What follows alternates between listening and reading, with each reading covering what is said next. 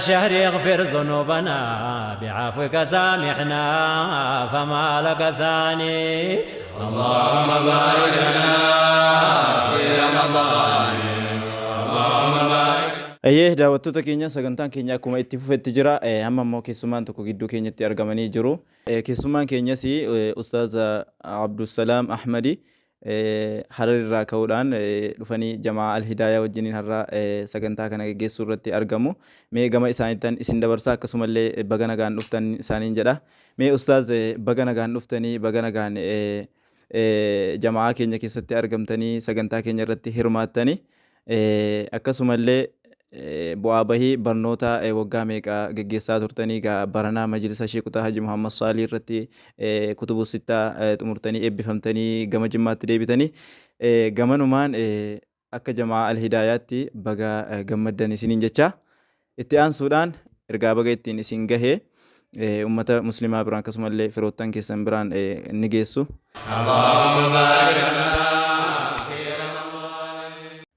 ما شاء الله بارك الله فيكم قد قالتهما سنين جدا كغري الهداية جماعة ورزي أهل السنة والجماعة كان قبل كيساتك وكان تاتن إن شاء الله تبارك وتعالى جل كبرتي السلام عليكم ورحمة الله وبركاته سنين جتو بربادة بغنا غان إيقدني أن اللي بغنا غان رفي بغنا غان اللي سن أرقو كوتي في اللي قمتشو قداتنا تلقاهما الحمد لله رب العالمين. إيجا إن شاء الله تعالى أكما أستاذ محمد شفيق ويبسو في نتي بوان باي باي كيسة دبر فني أكا مجلسة شيخ محمد صالح كيستي بؤا قدا أرقم سيسني الحمد لله ساقنتا إبات أمري ألنا موغارا بيا كينيا بيو أبا جفار كان جرم تترفني أرقمني أستاذتي gurguddoo wajjin teenyee sagantaa kana bu'aaruu keenyaaf guddaa gammachuu guddaatu nutti dhagahama. Inshaallah kanaafuu gabaabinaan baga nagaadhaan nu eegdanii siniin jechuu barbaada. Sagantaan barnoota akkuma beekamutti bu'aan ba'ii baay'ee qaba. Bu'aan ba'ii sana immoo lakkaa'uudhaafis immoo ni ulfaata. Hunda lakkaa'amee fixuu hin danda'u. Ana qofa osoo hin taane hundi keessanuu sagantaa barnootaa maalummaa akka bu'aan ba'ii inni qabu hundiyyuu beeka waan ta'eef inshaallahu ta'ala yeroo baay'ee nutti fudhatas yeroo dheeraa nutti fudhatas aarsaa guddaa kaffalchiisas aarsaa guddaa kaffallee bakka kana geenyee amma immoo biyya Abbaa Jifaar dhufnee keessatti argamnee jirra. Kun immoo nuuf gammachuu guddaadha siniin jechuu barbaada.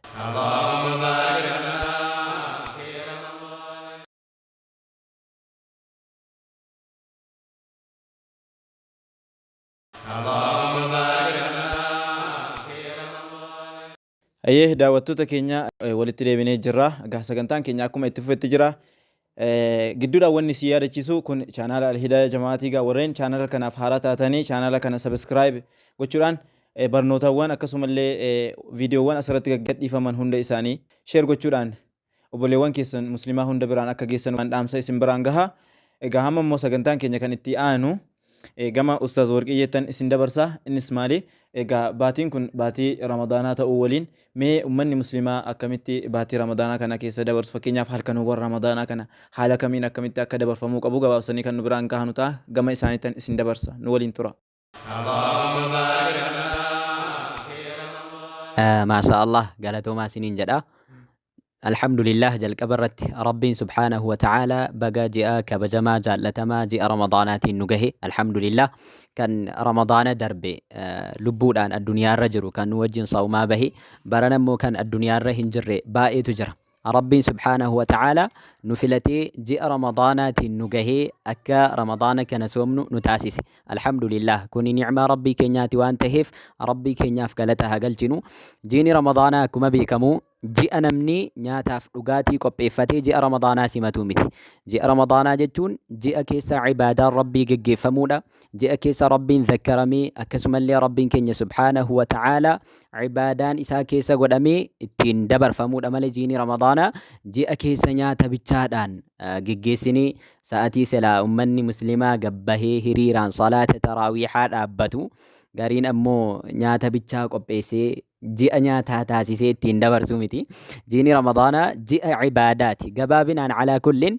جيني رمضان جاء عباداتي وانتهف إن شاء الله مديكين يهدني قويا ساسو ما أولي هل كان سامو عبادات أن دبرسوتو نرائي قما حلقة ذكري غرغرة بكا غرغرات ذكري وچوداني كان دبر فمودا akkasuma immoo ji'a ramadaanaa kana keessa wallaalchisee biyyoota tokko tokko keessatti akka beeknutti wantoota shari'aadhaan wal dhabu baay'ee namaa gariitu raawwata. Waan kanarraa of seerachuun dirqama akka biyya tokko tokko keessatti arginutti shamarris dargaggeessis gaafa gara salaata taraawiixaa deemanii ka'an achi boodaan erga galanii qilxoo wayii seenanii achi keessatti afaan biyya waan baay'eedhaan ibsamuu danda'a waan ta'eef waan haraamaa jechuun afaan biyya gariitti maraafaa jedhuuni garuu wanti kun shari'aa keenya bakka hin bu'u haraama.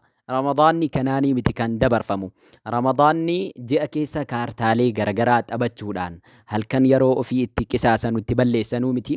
Ji'a cibaadaati. Ji'a keessa ilmii baratanii hanga baratan immoo dabarsanii barsiisanii akkasuma rabbiin zakkaranii salaata taraawiixaa keessa geggeessanii yeroo qur'aanaati. Ji'a qur'aanaati. Halkan saas guyyaan saas qur'aanni waan halkan ramadaanaa qofa hanga salaata taraawiixaa dhaabbannu sana keessatti qara'amu qofaa miti.